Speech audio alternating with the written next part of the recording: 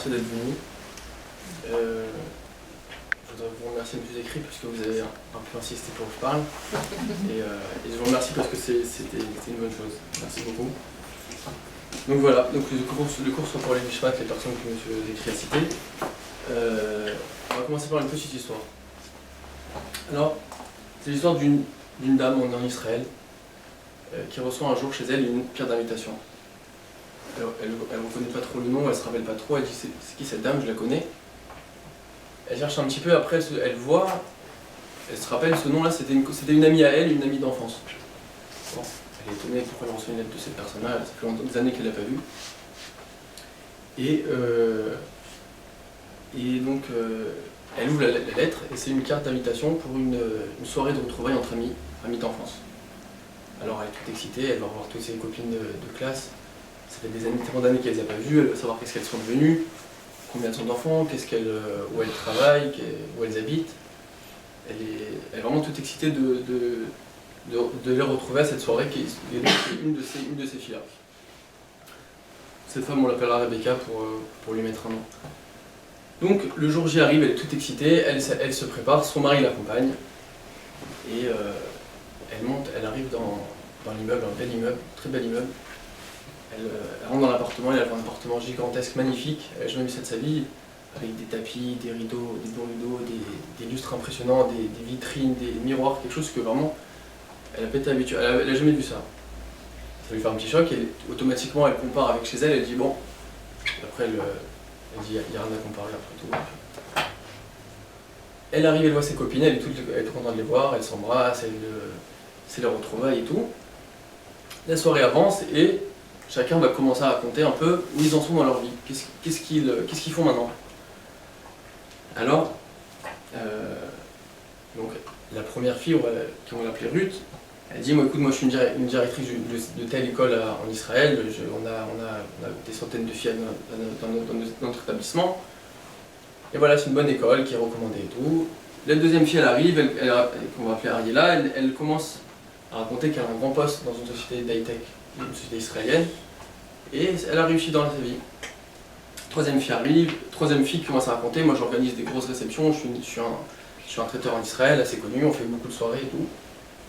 La suivante, Shoshana, elle arrive, elle commence à raconter elle aussi qu'est-ce qu'elle fait, ses enfants, mes enfants, voilà, aujourd'hui sont dans telle université, telle yeshiva, c'est des enfants brillants, machin tout. Et elle, quand son tour arrivé, elle commence à s'angoisser. Elle se demande mais qu'est-ce que je vais pouvoir leur dire, moi j'ai rien de tellement palpitant à leur raconter, ma vie il n'y a rien de très excitant, qu'est-ce que je vais leur raconter? Je dis elles ont toutes quelque chose d'extraordinaire, moi ma vie elle est toute simple, je suis une aide gagnée je gagne 2000 shekels par mois, mes enfants sont très gentils, il y en a un qui a besoin de soutien, qui a un léger retard linguistique, j'ai rien à me vanter, tu vois. Alors elle arrive, elle se fait toute petite dans son fauteuil, et son tour arrive, elle bégaye un peu, et elle se rend compte que, voilà, que sa vie elle n'est pas aussi impressionnante, aussi belle que les autres, elle n'est pas aussi merveilleuse, apparemment. Et elle finit la soirée comme ça dans son coin, un peu déprimée comme ça, un peu abattue, un peu déçue de sa vie. Et à la fin de la soirée arrive, elle est pressée de rentrer, son mari l'attend en bas, et il la voit, elle est complètement défaite, complètement déçue. Il dit mais je comprends pas, je t'ai déposé tout à l'heure, t'étais toute contente, et là, t'es déçue, qu'est-ce qui t'arrive? Donc elle lui raconte tout, elle lui raconte ses sentiments, qu'est-ce qu'elle a ressenti, pourquoi elle le vit mal et tout, elle lui raconte tout. Sur ce, son mari lui répond, et je vais te raconter une histoire. Il lui dit un jour, un élève de Rav Israël Salanter, d'accord, donc Rav Israël Salanter c'est un contemporain du Moussar, un des grands rabbinimes de Moussar, son élève vient le voir et lui dit Rav, vous savez, si j'avais le cerveau de l'auteur du Shagat Aryeh, d'accord, un grand livre, si j'avais son cerveau, si j'avais le cœur de l'auteur de celui qui a écrit le Yesod Veshoresh Avoda, donc c'est un grand livre, si j'avais les traits de caractère de vous, Rav, j'aurais pu servir Hachem avec la perfection, j'aurais pu être quelqu'un de parfait. Mais malheureusement, je ne peux pas parce que je ne suis pas parfait, je n'ai pas ces qualités-là. Rav lui répond, il lui dit, tu n'as pas compris. Hachem, il veut ton intelligence, il veut ton cœur, il veut tes traits de caractère, et il veut, avec ta force, que tu puisses devenir un authentique serviteur de Dieu. Donc, c'est une leçon pour nous dans la vie. Souvent, on a, comme on dit en français, l'herbe est toujours plus verte chez le voisin. C'est-à-dire que l'homme il a une tendance naturelle à la comparaison. Dans tous les domaines, on va toujours comparer à l'autre, on va toujours comparer on va toujours comparer notre vie avec la vie de l'autre. D'accord? Chacun à son niveau, chacun dans un domaine particulier. Par exemple, on va voir une femme, on va dire cette femme, elle m'impressionne comment elle a du zèle, comment elle est active. L'autre, elle m'impressionne comment elle a une patience avec ses enfants, comment elle leur parle avec respect et tout. L'autre, elle m'impressionne comment elle a une joie de vivre, elle arrive toujours à prendre tout avec joie. Les enfants de ma copine, ils ont l'air tellement doués, tellement obéissants par rapport à mes enfants. Et son mari aussi, il a l'air beaucoup plus intentionné et généreux que le mien. Et on se dit, après tout, si j'avais ces qualités-là de cette femme, de telle autre ou de celle-ci, eh ben ça aurait été tellement plus facile ma vie. J'aurais pu tellement faire de choses, j'aurais pu tellement avancer et tout, mais malheureusement, voilà, je ne peux pas.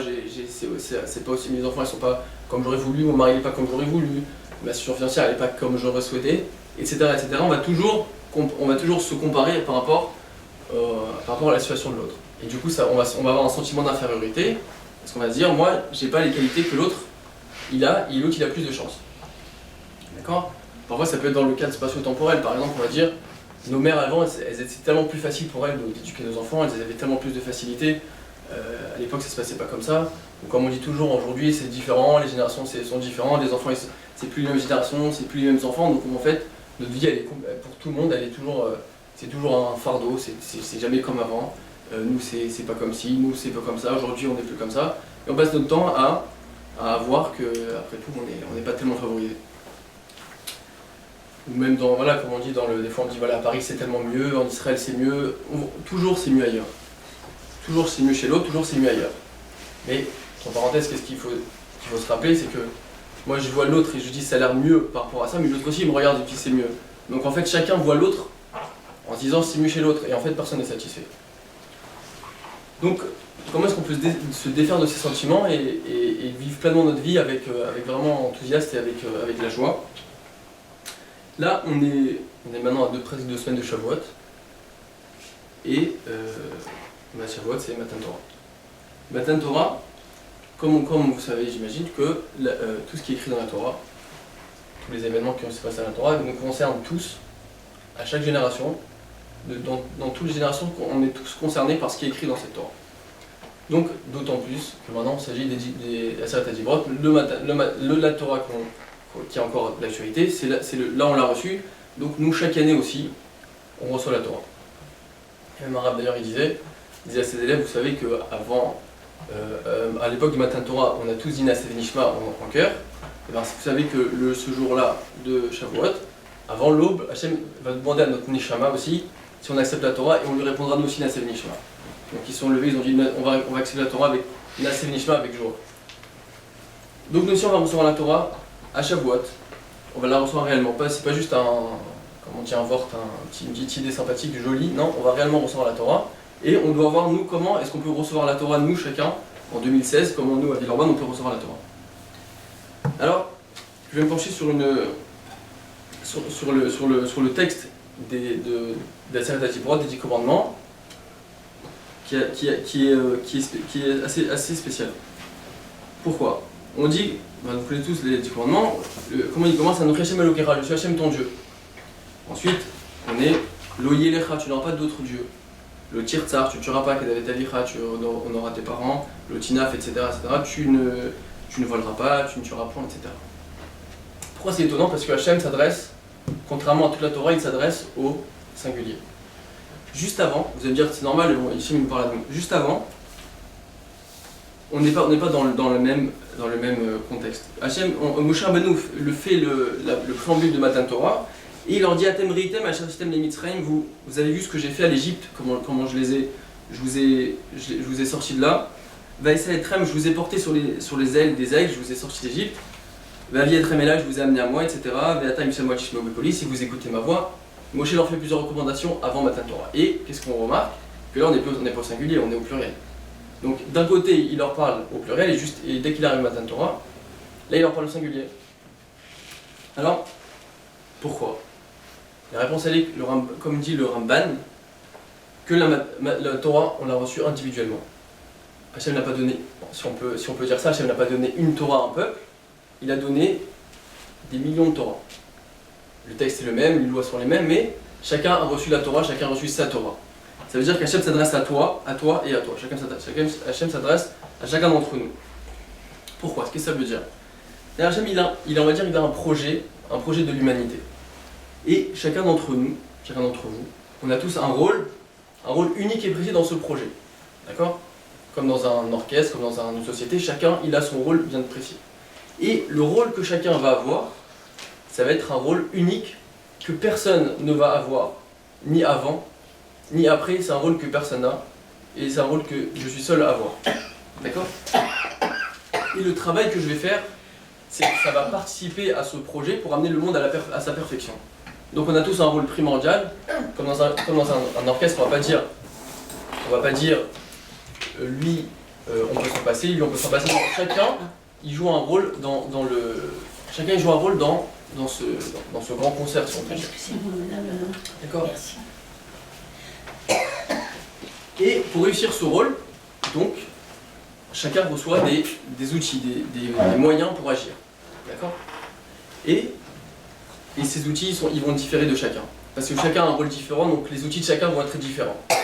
Par exemple, pour ce rôle, Madame Cohen, elle doit avoir des enfants qui sont super doués, super intelligents. Madame Lévy, par contre, elle, pour son rôle, elle doit avoir un peu plus de difficultés dans son éducation. C'est pas une tare, ça fait partie du rôle. On comprend pas toujours pourquoi, mais dans le rôle que j'ai besoin de tel outil et tel outil. Si on regarde chez le voisin, et ben c'est un autre rôle, ça sert à rien de regarder chez le voisin. Toi ton rôle il est comme ça, et tu as ces outils que tu dois avoir, et l'autre il a un autre rôle, il a d'autres outils. Non, ne regarde pas chez l'autre parce que l'autre vous n'êtes pas dans le même cadre. D'accord? Avant que l'homme naisse, Hachem il prévoit pour chacun s'il va être sage, s'il va être sot, il va être pauvre, il va être riche, il va avoir combien d'enfants, combien de difficultés, etc., etc. Et chaque détail est calculé avec une précision chirurgicale, une précision parfaite, pour qu'il puisse faire son rôle. Sinon, s'il lui manque quelque chose, ou s'il a trop de quelque chose, il ne pourra pas faire son rôle. La Gemara raconte une histoire assez marquante, l'histoire de Rabbi Eliezer ben Pedat. Rabbi Eliezer ben Pedat, on dit qu'il était très pauvre, il avait vraiment presque rien à manger. Un jour dans son rêve, il dormait, dans son rêve, il parle à Hachem, il lui dit « Hachem, j'en peux plus. Je peux plus tenir, il faut que tu me donnes plus d'argent, j'ai besoin d'une meilleure condition, je peux pas continuer. » Hachem lui a dit « Si tu veux, je peux te donner plus, je peux te changer ta situation, mais pour cela, je vais devoir détruire le monde et tout recommencer à zéro. » Pourquoi? Parce que dans ce monde, j'ai donné à chacun une mission, j'ai donné à chacun un rôle, et si maintenant tu veux avoir plus, tu vas avoir une autre situation, ça veut dire que maintenant tu vas avoir un rôle différent. Donc si tu vas avoir un rôle différent, on doit tout redistribuer le rôle, et pour redistribuer le rôle, on va tout recommencer à zéro. Ça veut dire que ce qu'on a, c'est exactement ce qu'on doit avoir. Et il ne faut pas commencer à imaginer que si j'avais plus ou si j'avais autrement, ça va être meilleur. On va prendre un exemple qui va nous aider à comprendre. On va prendre l'exemple d'un chantier. D'accord, dans un chantier, il y a tous les corps de métier, il y a plusieurs travaux à réaliser, et il va y avoir celui par exemple qui fait le tracteur. Celui qui fait le tracteur, lui, il doit démolir les maisons, casser les murs, et on va y avoir un autre, lui, le chef de chantier lui a donné un petit marteau avec un petit tournevis. Alors, il va voir le chef de chantier, lui dit écoutez, je crois qu'il y a eu mépris. Lui, vous lui avez donné un tracteur, moi vous m'avez donné un petit marteau, c'est pas du tout équilibré. Pourquoi est-ce que moi je dois avoir un petit truc et lui un gros tracteur? Le chef de chantier lui a dit mais tu as rien compris, lui il a un gros tracteur parce qu'il doit démolir, mais toi avec ton petit marteau, toi tu es un artisan, tu dois tailler des choses. Si tu vas avoir un tracteur, tu vas faire un massacre. Donc c'est pas adapté à toi. Un exemple qui va nous parler un peu plus, vous donnez à votre fille du Doliprane. Et le Doliprane c'est à la fraise, c'est agréable.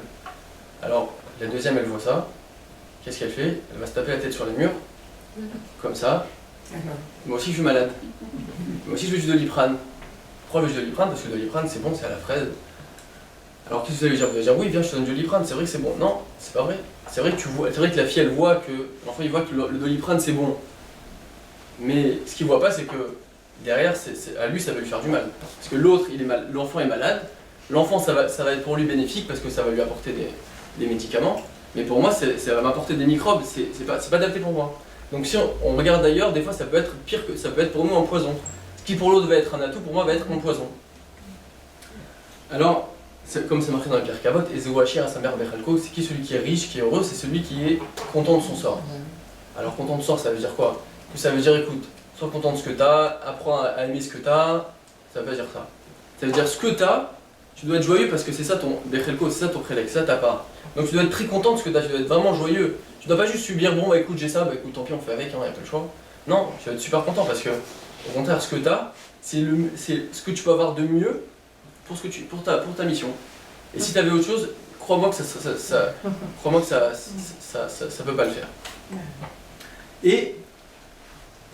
Alors effectivement, ça veut pas dire qu'on doit subir, écoute moi j'ai comme ça, j'ai des enfants comme ça, j'ai tordu, je les garde tordus, j'ai une situation financière, je reste assez rien faire. Non, ça veut pas dire ça. Ça veut dire que, effectivement, on doit faire tout ce qui est en notre possible pour essayer pour travailler, essayer de changer les choses. Ça peut être comment dire, une punition, ça peut être une épreuve, mais ça fait partie de notre travail. Ça fait partie de notre travail, ce qu'on reçoit, ça fait partie de notre travail. Mais non, si on voit que les choses, elles ne changent pas, on doit l'accepter, dire écoute, ça fait partie de mon lot. Et si j'ai un enfant qui a tel autre problème, ça veut dire que moi, j'ai quelque chose à voir avec cet enfant et je dois je dois pouvoir me réaliser grâce à lui, ou grâce à ce mari, ou grâce à telle chose. Chaque chose, c'est fait pour mon travail ici. Maintenant, si on s'habitue à vivre comme ça, si on s'habitue à vivre, à voir toujours les choses de façon précise et juste, alors automatiquement notre vie elle va prendre une autre tournure. On va être beaucoup plus serein, on va être beaucoup plus joyeux parce qu'on va comprendre que tout ce qu'on a, on va nous remercier Hachem pour ce qu'il nous donne parce qu'on va comprendre que ce qu'il nous a donné, c'est ce qu'on a besoin. D'accord? Donc au lieu de le prendre en râlant, on va le prendre avec joie et avec enthousiasme parce qu'on va se dire merci Hachem pour ce que tu m'as donné, merci Hachem pour ce que tu m'as pas donné. D'accord? Comme Dagmar a dit, on doit remercier pour le bien comme pour le mal. Alors, que tu me dis, faut pas se plaindre, d'accord, mais que je dois remercier pour le mal, en quoi ça te doit remercier pour le mal? Parce que même le mal, en fait, c'est du mal parce que toi, tu crois que c'est du mal, mais en fait, pour toi, crois-moi que c'est du bien. Et, d'accord, donc si on sait à chaque instant qu'on est en train de remplir le rôle que Hachem nous a donné et qu'on est en train avec tous les moyens qu'il nous a mis à notre disposition, et ben automatiquement, on va être en paix avec nous-mêmes, on va plus commencer à s'angoisser, à se morfondre et à imaginer. On va être vraiment heureux. Maintenant, c'est vrai que pour arriver à ça, il faut s'habituer dans la vie à avoir une relation un peu verticale, créer une vraie relation avec Hachem. Quand on crée une relation avec lui, on arrive à le vivre dans notre quotidien et à comprendre que tout ce qui nous arrive, même dans les choses, même dans le quotidien, pas uniquement dans ce qu'on va avoir, dans le quotidien, et ben ça aussi, il le fait avec une précision parfaite.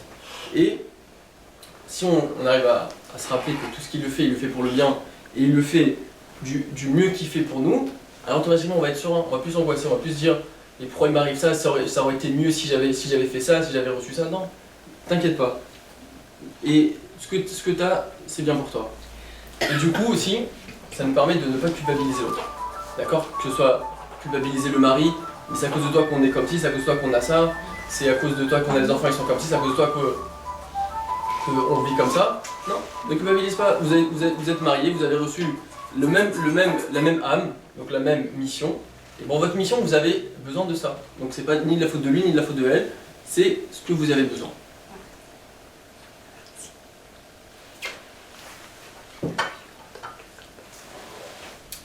Si vous avez des questions, n'hésitez pas. Maintenant, une autre chose, c'est vrai qu'Hachem, on dit qu'il nous a fourni tous les outils qu'on a besoin. D'accord? Mais il nous a aussi façonné chacun de façon différente. Il nous a façonné avec des inclinaisons, des tendances différentes pour se réaliser. Tout le monde a des sensations différentes, des goûts différents, des hobbies différents, des ambitions différentes et des volontés différentes. Alors, si vous demandez pourquoi est-ce que chacun il est différent de l'autre, pourquoi est-ce que Hachem n'a pas fait, on a tous les mêmes goûts, on a tous les mêmes envies, on est tous façonnés pareil. Pourquoi? C'est bien que chacun, comme on a dit, chacun il a un travail différent, il a une mission différente. La vie de l'un n'est pas la même que la vie de l'autre. Donc de même que pour la vie de l'un, il a besoin de tels outils, de même, pour la vie, j'ai aussi besoin de telle volonté.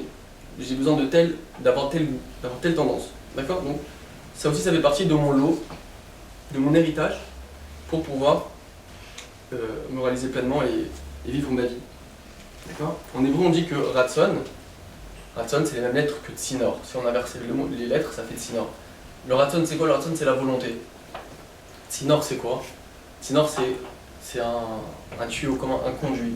Donc, quel est le conduit qui va me montrer où est ma mission, où est mon travail? Ça va être le Ratson que j'ai. Donc, pourquoi est-ce que un beau matin, je me réveille, j'ai telle volonté, tel Ratson?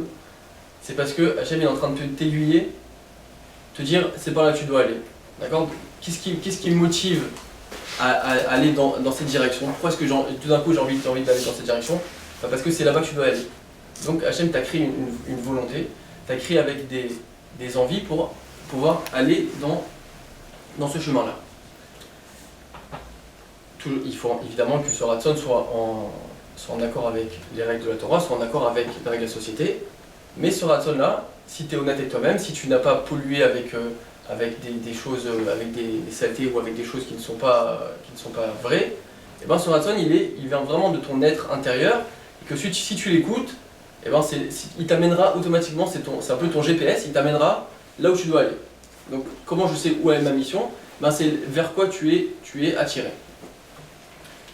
D'accord? Donc ma volonté, c'est l'expression même de ma mission sur Terre. Donc le Ratson, c'est le Tsinor. Quel est le Tsinor qui me conduit, qui m'amène là où je dois aller?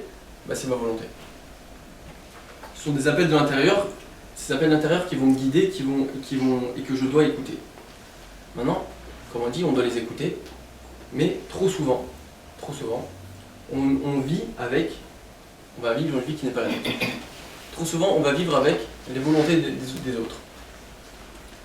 D'accord? Donc on vit en société, on vit en communauté forcément, mais on va trop souvent essayer de se comparer à l'autre et essayer de ressembler aux autres, de copier leur façon de vivre, leur métier, leur lieu d'habitation, et du coup on va pas aller dans la même direction. Lui, il est dans un train, donc il a telles envies, toi tu es dans un autre train. Si tu prends son train, tu n'arriveras pas à la même direction. Donc quand on vit en société, on regarde forcément les autres et on va se gêner, on va dire non, ça se fait pas, je vais pas faire ci, je vais pas faire ça, je vais pas m'habiller comme ci. On va prendre l'exemple d'une dame qui doit aller à une soirée, et ben, elle a une robe qu'elle adore, c'est une robe couleur corail. Elle va dire écoute, c'est pas la saison, ça se fait pas, ma belle-mère m'a déjà fait une remarque dessus, mes copines on l'a déjà vu il y a 2 jours avec, écoute je l'arrange, je mets une autre. Donc, je vais mettre une robe, pourquoi je vais mettre cette robe bleue? Parce que ça se fait pas de mettre la orange, je me sens pas à cause des autres. Mais si tu veux mettre la robe orange, je mets la robe orange. Pourquoi est-ce que tu as besoin de mettre une robe par rapport à toutes les gens qui vont être dans la salle? D'accord? Si tu veux mettre ta robe orange, mets ta robe orange. Alors, c'est vrai, vous allez me dire, est-ce qu'on est venu en cours pour apprendre quelle robe on va mettre, si je veux mettre, c'est ok, j'ai pas mis ma robe orange, j'ai mis ma robe bleue, c'est pas grave, que je m'en fiche. Au moins j'ai mis une robe, c'est pas grave, si j'ai pas mis la robe que je veux, c'est pas tellement handicapant. La réponse est oui, c'est très handicapant. Pourquoi? Parce qu'aujourd'hui c'est une robe, mais demain ça va être mon enfant qui va venir me dire maman, tu sais, j'ai envie de faire de la pâtisserie. Et moi je vais dire non, écoute, on a toujours voulu que tu sois médecin. Ici tout le monde est médecin, tout le monde a fait des grandes études, minimum 5 ans, tu vas pas faire de la pâtisserie. Mais l'enfant il veut faire de la pâtisserie, il est fait pour la pâtisserie. Et moi, à cause des autres, à cause de mes copines, à cause de mon entourage, l'enfant je vais l'amener dans un chemin qui n'est pas du tout le sien. Alors ou bien il va le faire, il va se louper, ou bien il va réussir, mais il a eu une vie qui n'est pas du tout la sienne. Alors c'est vrai qu'une robe c'est pas beaucoup d'impact, mais dans les détails de la vie qui vont être plus importants, oui ça va avoir un impact. D'accord? Donc quand on a une volonté, on doit l'écouter parce qu'on respecte la nature que Hachem nous a fait. Hachem nous a fait avec cette nature, et ben écoute ta nature, pourquoi est-ce que tu veux vivre avec la nature de l'autre? Si tu es fait avec ça, c'est parce que tu as besoin de ça et c'est que ça va t'amener quelque part. Si tu prends si tu vis en fonction du regard des autres, tu n'arriveras à rien du tout dans la vie. D'accord? Malheureusement, on fixe des objectifs qui ne sont pas les nôtres et on va étouffer notre personnalité, on va étouffer tout notre être à cause des autres. Du coup, on ne se réalise pas, on manque de joie et on va pas être nous-mêmes. Je prends l'exemple des grands inventeurs du siècle. Ceux qui ont inventé l'ampoule, ceux qui ont inventé Edison qui a inventé l'ampoule, on a celui qui a inventé la radio, celui qui a inventé le téléphone. Eux, ils avaient des volontés. Ils ont dit un jour, je crois, je sais qu'on peut entendre ma voix au bout du monde. Alors, si on s'imagine à l'époque, on prend quelqu'un comme ça, on le prend pour un fou. D'accord? Pour nous c'est normal, mais imaginons à l'époque, quelqu'un comme ça, on le prend pour un fou, on dit mais c'est pas. D'ailleurs, ils l'ont pris pour un fou. Et ils l'ont enfermé. Et lui, non, il a continué, et ils ont créé l'ampoule, ils ont créé le téléphone, ils ont créé la radio. Donc c'est grâce à ces gens-là qui ont su écouter leur volonté, aller jusqu'au bout sans complètement calculer qu'est-ce qu'ils vont penser les autres et qu'est-ce qu'ils vont dire de ça. C'est grâce à ça qu'ils ont réussi à aller au bout de leurs ambitions et que grâce à ça on a pu profiter de ces gens-là. L'Avdil, c'est vrai pour les Gdolim. Les Rabbanim, ils ont tous été critiqués parce qu'ils avaient des idées qui étaient un peu originales pour l'époque. On prend le Rambam. Le Rambam, tout le monde à l'époque, il faisait des autos d'affaires avec ses livres. Il brûlait ses livres parce que pour lui, pour la génération, c'était quelque chose de complètement nouveau. On n'avait pas vu ça, mais lui, il savait ce qu'il faisait, il savait qu'il était dans le vrai, il a été jusqu'au bout et effectivement, après quelques temps, on dit ah, après tout, il avait raison. Donc voilà, donc si ces gens-là, on imagine si ces gens-là avaient écouté un peu les voisins et avaient écouté un peu leur famille, on ne serait pas là aujourd'hui. Donc pareil, chacun à son niveau, on est tous des inventeurs, entre guillemets, parce que comme on a dit, on a chacun une mission, et donc pour arriver à cette mission, on va faire abstraction de tout le monde. Imaginez comme on dit, le monde a écrit pour moi, je suis tout seul, il n'y a rien au monde. Si je vis avec les autres, je suis plus moi-même. Alors il faut vivre en société évidemment, mais il ne faut pas oublier que c'est pas la société qui va régir ma vie, et je ne vais pas vivre pour les autres, je vais vivre pour moi d'abord. D'accord?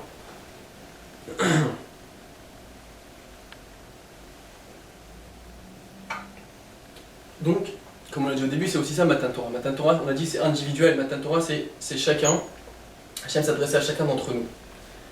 Pourquoi? Parce que Hachem il veut qu'on laisse exprimer notre personne, et si je donne la Torah à lui et à lui, c'est que chacun il doit s'exprimer, il doit exprimer tout le cadeau que je lui ai donné, tous les atouts que je lui ai donnés.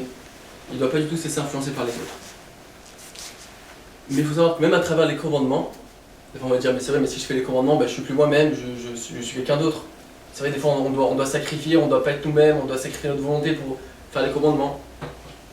Mais en réalité, que même à travers les commandements, même à travers les tâches les plus pénibles, on peut rester nous-mêmes et on peut trouver notre plénitude, même à travers les choses les plus qui ont l'air difficiles. On doit rester nous-mêmes, on ne doit jamais complètement se sacrifier. D'accord?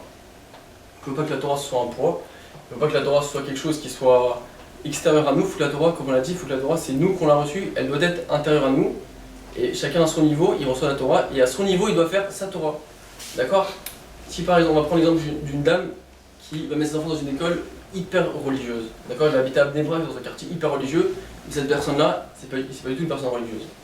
Alors, elle va le faire parce qu'elle veut pas que ses enfants ils fréquentent des non-juifs, elle va le faire parce qu'elle veut pas que ses enfants ils voient des mauvaises choses, mais elle va le faire parce que elle va s'étouffer. Elle va se forcer et tout pendant des années, elle va s'étouffer. Pourquoi? Pour que mes enfants soient dans cette école.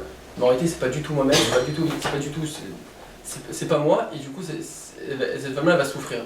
Alors il faut écouter, il faut s'écouter, il faut se connaître, il faut apprendre à se connaître, apprendre à connaître nos envies, apprendre à écouter nos volontés, et le faire, même si ça se fait pas entre guillemets, même si c'est politiquement pas très correct, c'est pas grave, au moins je me suis réalisé, au moins j'étais moi-même. On prend l'exemple d'une femme qui décide d'améliorer sa tenue vestimentaire. Elle dit maintenant je veux être un peu plus snood, je veux un peu plus me couvrir, un peu mieux m'habiller. Alors c'est vrai qu'elle peut le vivre très mal, c'est vrai, c'est très dur, je vais devoir mettre des choses beaucoup plus longues, beaucoup plus moches, beaucoup plus...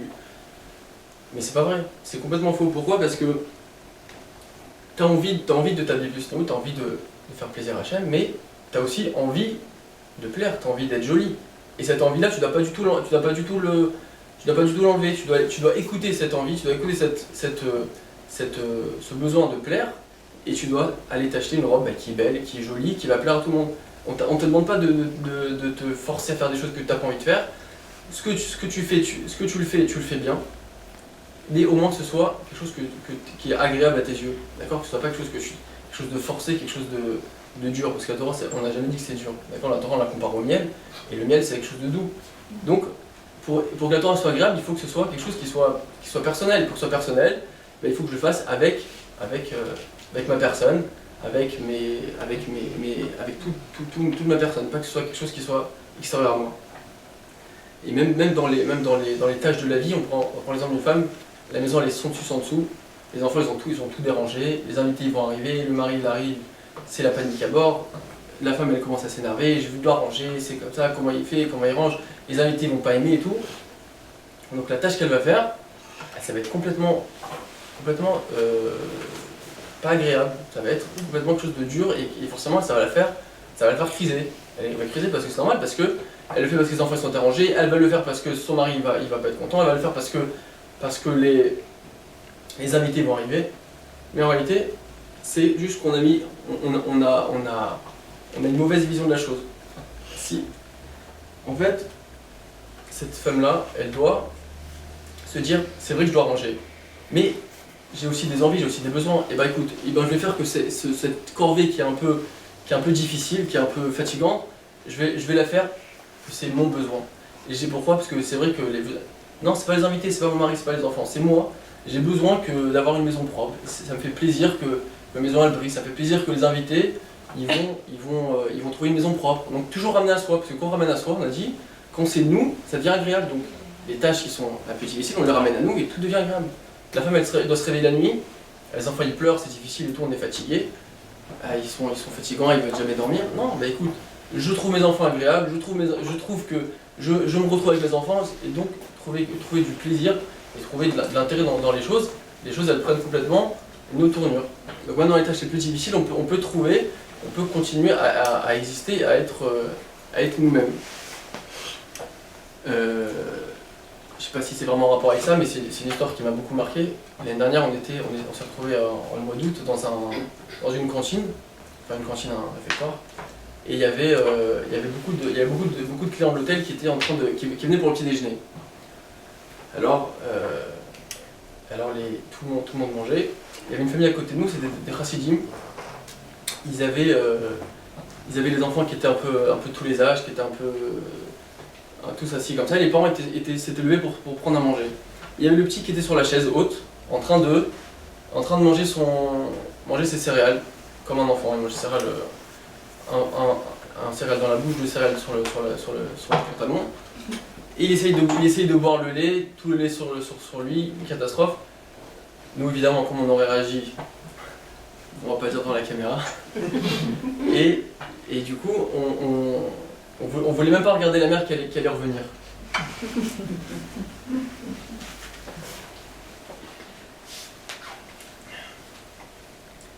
La mère elle est revenue. Elle a regardé l'enfant. Elle a une réaction complètement qui nous a complètement choqué. Enfin qui m'a choqué personnellement. Elle a regardé l'enfant, elle a rigolé, elle lui a dit I love you. C'est-à-dire que c'était magnifique parce que cette femme, nous, tout de suite on serait énervé, mais il faut le faire le pantalon, faut lui faire faut tout ranger.